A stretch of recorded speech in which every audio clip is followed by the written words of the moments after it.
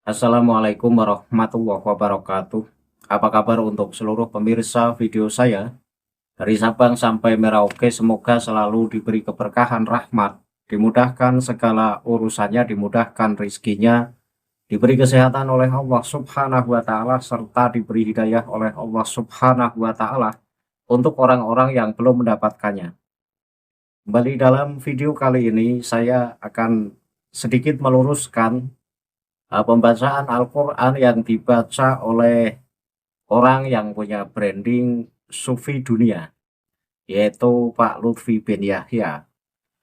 Karena Pak Lutfi bin Yahya ini dalam membaca surat Asy-Syu'ara dari ayat 87 hingga 89, ini ada kesalahan bahkan menambahi kalimat ayat.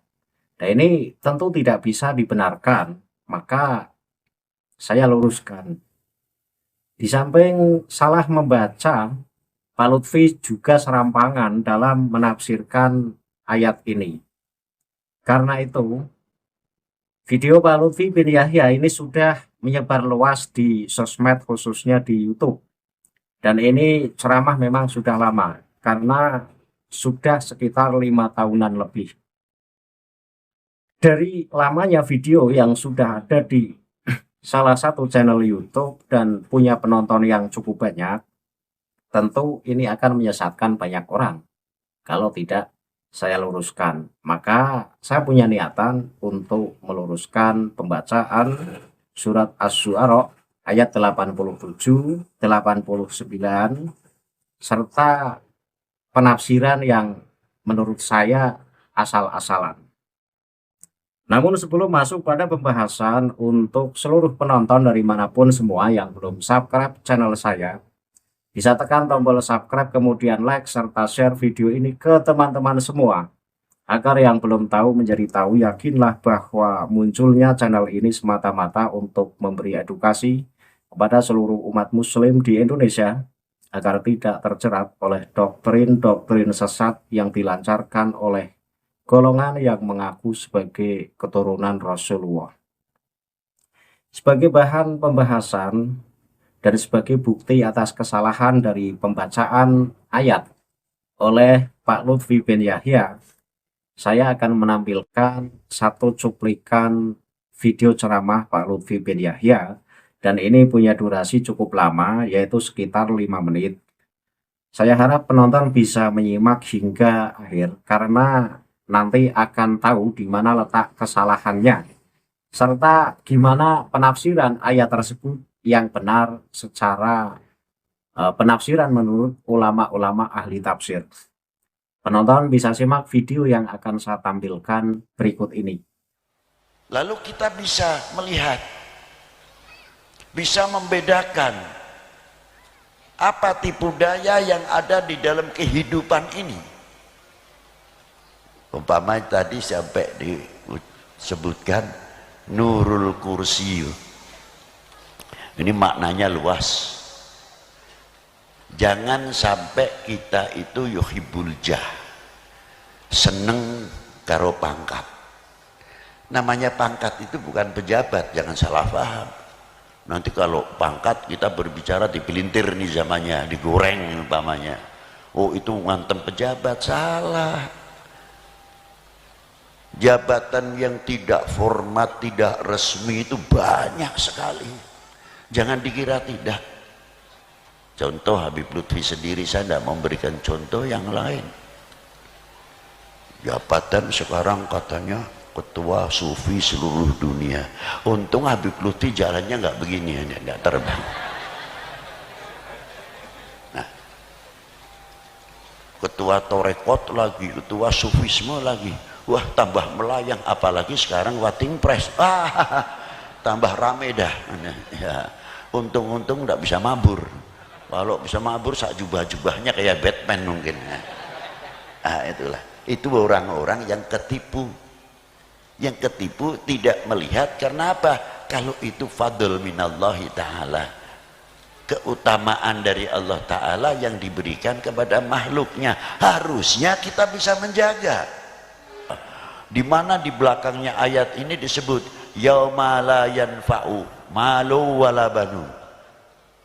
Allahumma la tuhzina yauma, Allahumma la tuhzina yauma, Allahumma la tuhzina yauma yunfa'u ma'al apa namanya tadi, dari yang tidak bisa kita andalkan. Yauma la yanfa'u malu wala banun illa man atallah biqalbin. Nah, kita datang dengan qalbun salim tidak? Di dunianya kita tidak bisa menyelamatkan qalbun salim, bagaimana di akhirat nanti kita menyelamatkan qalbun salim? Menanam padi tidak, inginnya panen. Mustahil. Maka dengan adanya pengajian sekarang ini termasuk, ayo kita membangun qalbun salim. Kalau qalbun salim luas sekali artinya, tidak di akhirat saja. Buah apa tadi? Ruh yang hidup. Di antaranya apa? Umat Islam kompak rukun dengan segala kejadian-kejadian dan sebagainya, tidak mudah dipicu, tidak mudah dibenturkan karena ruhnya hidup. Wah, ini berita membahayakan atau tidak, ini benar atau tidak, telinganya punya filter, didukung oleh apa? Qalbun salim. Lalu berita-berita yang lain akan memecah belah bangsa ini karena kita mempunyai filter. Jiwanya hidup, ruhnya hidup, bisa menjadi filter, bisa menangkal. Karena apa? Kita dibeli oleh Allah qalbun salim. Bagaimana sekarang membudayakan qalbun salim untuk umat, qalbun salim untuk Indo? Perlu enggak? Ayo kita jaga qalbun salim demi untuk agama kita, untuk bangsa kita, untuk tanah air kita. Luas makna qalbun salim sebelum kita besok qalbun salim di akhirat. Rabbana atina fid dunya hasanah wa fil akhirati hasanah wa qina. Belilah hasanati dunia dengan hasanatil akhirah. Kalau kita bisa mengerjakan hasanati dunia ini dengan hasanatil akhirah, artinya dengan bimbingan tuntunan baginda Nabi Shallallahu Alaihi Wasallam, aman kita ini. Dari itulah akan apa? Menepis wakina ada, artinya kita akan menepis siksa nanti dari siksa neraka. Itulah hebatnya ruh yang hidup, jiwa yang hidup. Maka tetap dengan adanya sekarang ini, ayo kita bangun keukhuwahan, ayo kita bangkitkan kepersatuan yang lebih kuat, karena itu benteng yang paling kokoh di Indo. Kira-kiranya kalau Indonesia ini pecah belah ini, terima tidak kira-kira? Jawab yang tegas. Harusnya begitu. Ayo bentengi bareng-bareng, bangunlah. Dari video yang baru saja kita saksikan bersama, di situ ada 3 poin yang akan saya ambil dari ceramah Pak Lutfi bin Yahya. Poin yang pertama adalah Pak Lutfi menghimbau kepada seluruh jamaah, jangan hubul jah atau cinta jabatan atau pangkat. Kemudian yang kedua, ini kemudian Pak Lutfi membaca surat Asy-Syu'ara dari ayat 87 sampai ayat 89. Kemudian sebagai penutup dari ceramah Pak Lutfi bin Yahya tadi, Pak Lutfi mengajak kita semua untuk menjaga kerukunan, menjaga keutuhan dan persatuan NKRI. Dari 3 poin yang akan saya bahas ini, saya akan memulai pembahasan dari himbauan Pak Lutfi, jangan hubul jah, cinta jabatan. Ya, untuk nasihat Pak Lutfi bin Yahya, ini secara konteks agama itu betul. Tetapi yang saya tertarik untuk mengkritisi, apakah ucapan Pak Lutfi bin Yahya, ini kemudian Pak Lutfi bin Yahya sudah bisa melakukannya. Karena ada banyak tindakan-tindakan Pak Lutfi bin Yahya yang di situ nyatanya justru hubul jah dan mempertahankan jah. Kita ingat pada saat Pak Lutfi bin Yahya menjabat sebagai ketua Jatman. Di situ Pak Lutfi menyalahi dari undang-undang organisasi itu sendiri. Pak Lutfi menjabat sebagai ketua Jatman 20 tahun lebih. Itu sudah menyalahi sistem organisasi. Karena dalam setiap dekade itu organisasi punya peraturan masing-masing. Ada yang setiap 5 tahun harus ganti pemimpin. Lah, nyatanya di Jatman ini kan Pak Lutfi nggak mau turun. Jadi keenakan dan justru menganggap seakan-akan Jatman itu milik pribadi. Sehingga seenaknya tidak mau turun dan eksis sebagai pemimpin selama 20 tahun lebih. Ketika Pak Lutfi bin Yahya menghimbau jangan hubul jah, tapi dirinya justru hubul jah dan tidak mau turun dari jabatan sebagai ketua Jatman. Dengan bukti pada saat dipanggil oleh PBNU, Pak Lutfi tidak hadir. Ini membuktikan bahwa ucapan Pak Lutfi bin Yahya itu hanya sebatas ucapan, tapi belum bisa menjadi contoh yang nyata.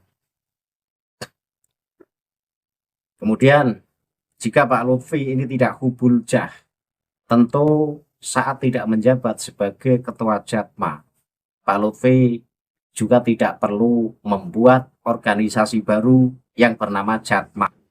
Lagi-lagi kan demi pengen jadi ketua salah satu organisasi, ya Pak Lutfi harus membuat organisasi baru yang bernama Jatma. Apakah ini yang disebut tidak hubul jah? Nyatanya Pak Lutfi sendiri justru mencontohkan hubul jah, sehingga ucapannya tidak bisa dipegang. Itu satu kritik saya. Kemudian yang kedua, Pak Lutfi membaca surat Asy-Syu'ara ayat 87 sampai 89 yang berbunyi wala tuhzini yauma yub'atsuna yauma la yanfa'u malu wala banun illa man atallaha biqalbin salim. Pak Lutfi salah membaca itu. Jadi mungkin hafalannya lupa atau apa, tapi yang jelas apapun alasan kesalahan bacaan Pak Lutfi bin Yahya itu adalah kesalahan, sehingga harus saya luruskan. Pak Lutfi membaca Allahumma la tuhzina, kemudian lupa kan. Jadi yang benar adalah wala tuhzini yauma yub'atsuna dan seterusnya. Jadi jangan menambahi ayat. Ayatnya berbunyi wala tuhzini. Di situ tidak ada Allahumanya. Nah, ketika dikasih Allahumma, yaitu bukan ayat Al-Quran lagi, itu adalah ayat bikinan Pak Lutfi bin Yahya. Kemudian Pak Lutfi kan berarti menghilangkan huruf wawu, itu wawu ataf, karena Pak Lutfi mengucapkan Allahumma la tuhzini, wawunya hilang berarti. Itu juga salah. Kemudian Pak Lutfi mengganti dhamir mutakalim wahdah yang berupa ni, itu diganti menjadi dhamir mutakalim ma'al ghair, yaitu na. Allahumma la tuhzina, itu kan salah, artinya beda. Nah, karena ayat ini adalah ayat yang merupakan doa dari Nabi Ibrahim, sehingga kita harus paham bahwa ayat ini adalah sebuah doa dari Nabi Ibrahim. Kalau ini doa sebatas doa biasa dan tidak menjadi ayat Al-Quran, maka ketika dibaca wala tuhzini atau Allahumma la tuhzini nggak masalah. Tetapi ini adalah ayat Al-Quran, kita tidak boleh mengotak-atik susunan yang ada dalam ayat Al-Quran, kecuali ada ulama yang memang membolehkan dibaca Allahumma la tuhzina, itu nggak masalah. Sementara tidak ada satupun ulama yang membolehkannya, sehingga Pak Lutfi saya nyatakan salah dalam membawakan ayat 87 dari surat Asy-Syu'ara. Kemudian Pak Lutfi juga serampangan itu dalam menafsirkan ayat tersebut. Karena ayat ini artinya, dan janganlah engkau hinakan aku pada hari ketika mereka dibangkitkan, yaitu pada hari ketika harta dan anak-anak tidak berguna, kecuali orang-orang yang menghadap Allah dengan hati yang bersih. Ini adalah doa Nabi Ibrahim. Nah, pesan singkat dalam ayat ini adalah, ayat ini merupakan bagian dari doa Nabi Ibrahim alaihissalam yang mengandung pelajaran mendalam. Di antaranya adalah hari kebangkitan. Nabi Ibrahim memohon agar tidak diberi rasa malu atau kehinaan di hadapan seluruh makhluk saat hari kiamat nanti. Kemudian dalam ayat tersebut disinggung juga malu wala banun. Jadi pada saat nanti, pada saat hari kiamat, harta dan keturunan ini tidak berguna lagi. Dua hal yang paling dibanggakan manusia di dunia, yaitu kekayaan dan anak, ini tidak bisa memberi pertolongan sedikit pun jika tanpa iman. Kemudian kolbun salim, disinilah Pak Lutfi moler-moler penjelasannya tapi tidak menyasar. Yang dimaksud kolbun salim, ini para ulama tafsir menjelaskan, ini sebagai hati yang selamat dari kesirikan, keraguan-raguan, dan penyakit hati, serta penuh dengan ketulusan kepada Allah semata.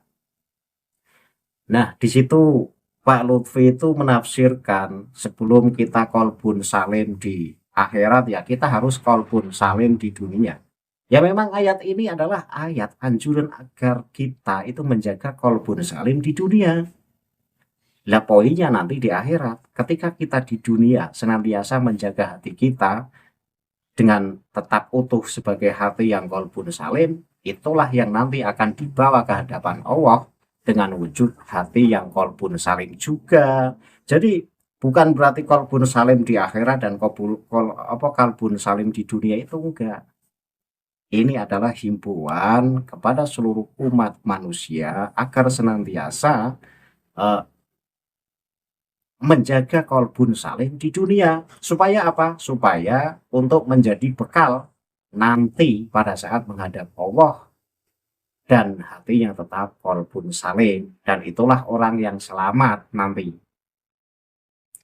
Nah, kriteria soal kolbun salim ini perlu dikupas secara mendalam. Seperti apa sih kolbun salim itu?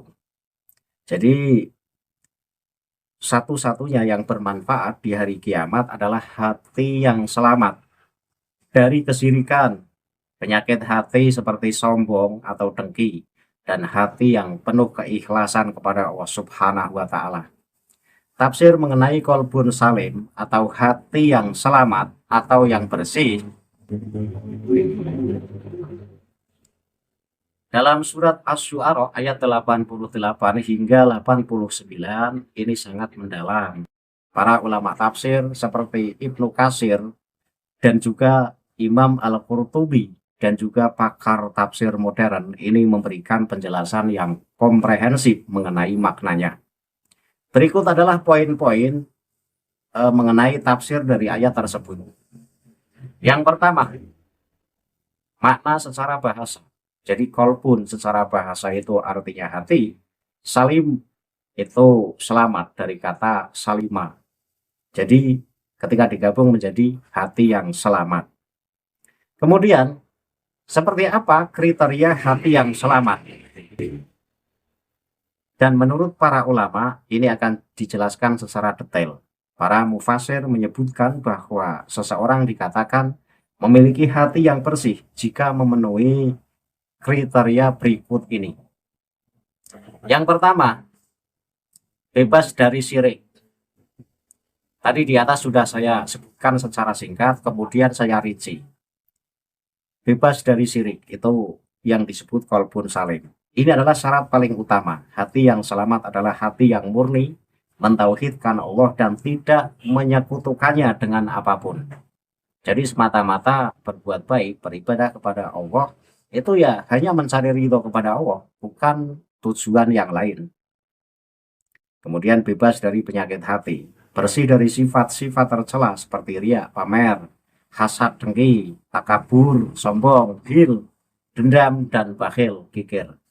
Kemudian selamat dari bid'ah, hati yang mengikuti sunnah Rasulullah SAW dan tidak dicemari oleh pemikiran atau keyakinan yang menyimpang dari syariat. Kemudian selamat dari syahwat dan subhat, hati yang tidak tunduk pada hawa nafsu yang haram dan tidak ragu-ragu terhadap kebenaran ajaran Islam. Itulah kriteria hati yang salim atau kolbun salim. Jadi tidak seremeh yang dijelaskan Pak Lutfi bin Yahya. Kolbun salim itu punya arti yang sangat mendalam.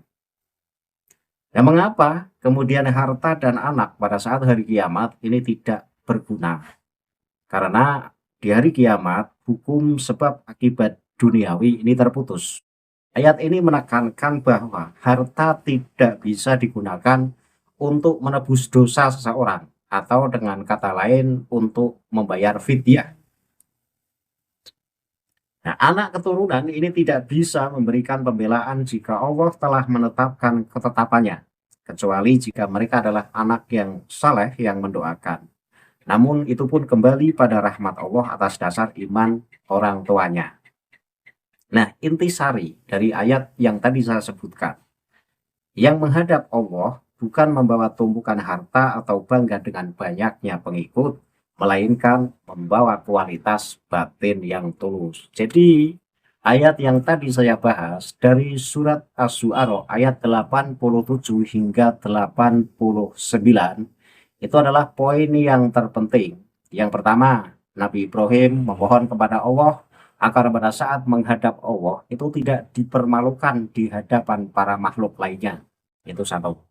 Kemudian yang kedua, di sana disebutkan bahwa harta dan keturunan ini tidak ada guna lagi karena tidak bisa dijadikan sebagai penebus dosa kita. Kemudian yang ketiga adalah orang yang selamat adalah orang yang memiliki kolbun salim. Dan kriteria kolbun salim itu sangat mendalam seperti yang sudah saya kupas tadi. Berdasarkan penjelasan para ulama, ada 3 langkah utama untuk mengusahakan hati yang bersih. Yang pertama adalah tazkiyatun nafas atau terus-menerus mensucikan jiwa dengan bertaubat dan berzikir. Kemudian yang kedua adalah ikhlas, memastikan setiap amal perbuatan di dunia hanya ditujukan karena Allah, bukan karena pujian manusia.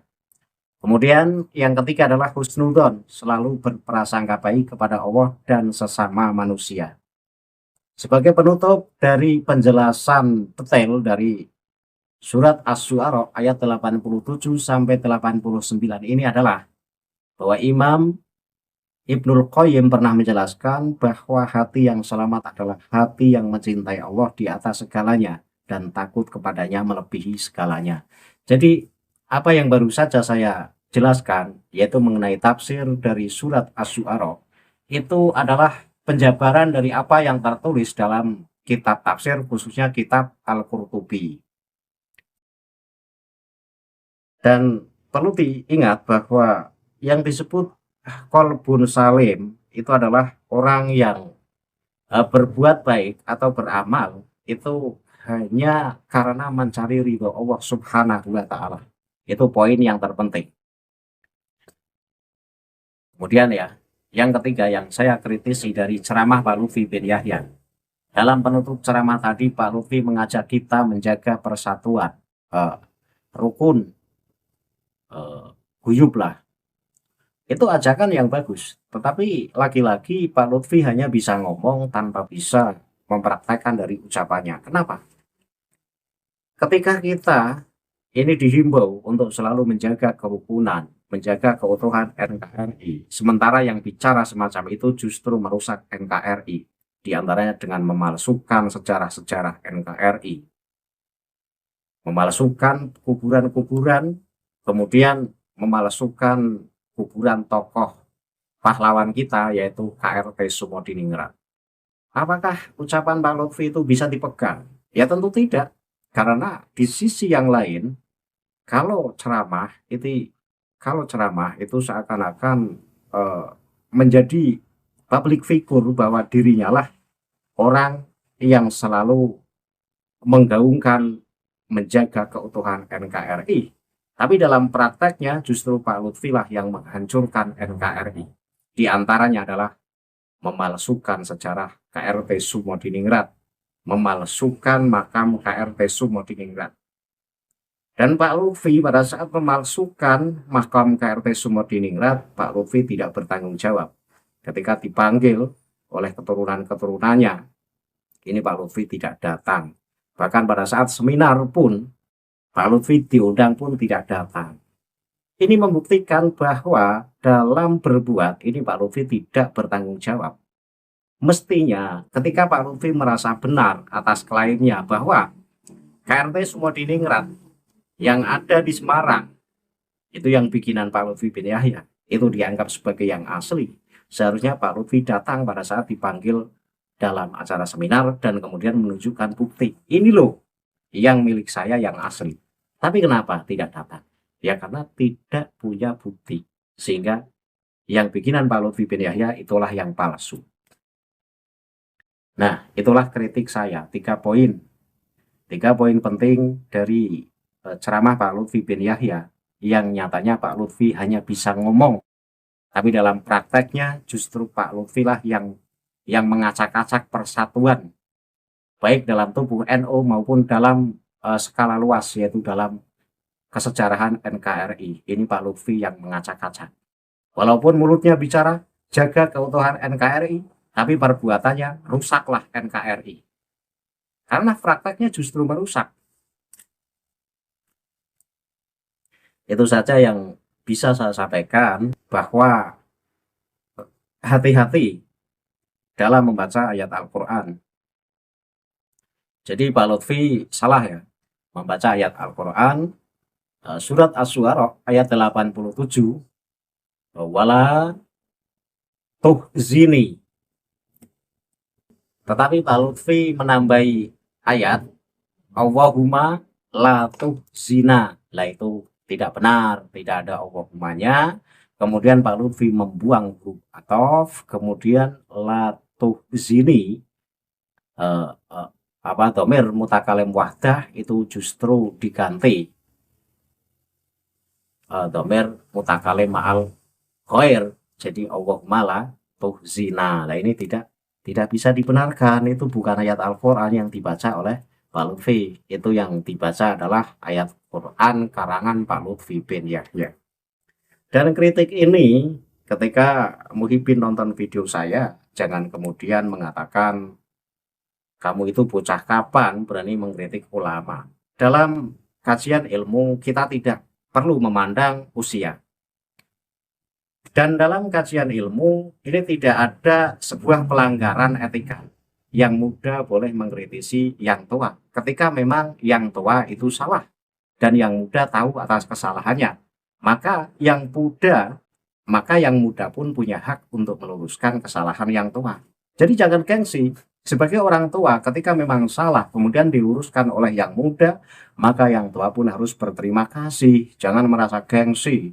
Kemudian para pembelanya komentar yang tidak-tidak. Kamu itu bocah kemarin sore, kamu itu bocah masih bau kencur, berani mengkritisi yang tua.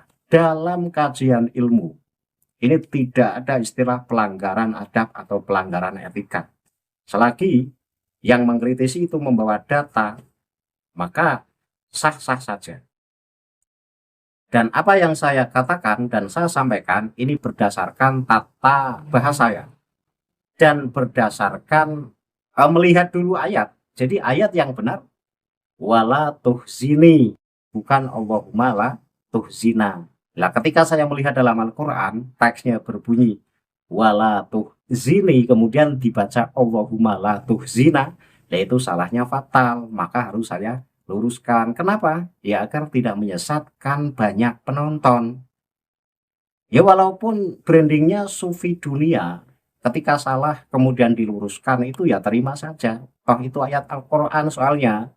Membahayakan ketika kesalahan kemudian didiamkan hanya karena yang membaca salah itu orang yang punya branding ulama, kemudian kita tidak berani mengkritisinya. Biasakan kita itu berani dalam sebuah kebenaran. Oh, untuk kebenaran kok kemudian nggak berani dan takut, itu mental apa? Harusnya kita itu punya mental meluruskan siapa saja yang salah, termasuk meluruskan orang yang punya branding wow, dan juga orang yang secara usia lebih tua dari kita. Itu nggak masalah. Saya kira cukup apa yang saya sampaikan. Dan ini menjadi pelajaran untuk seluruh penonton video saya. Akhirul kalam, billahi taufiq wal hidayah. Wassalamualaikum warahmatullahi wabarakatuh. Salam maras untuk seluruh muslim di Indonesia.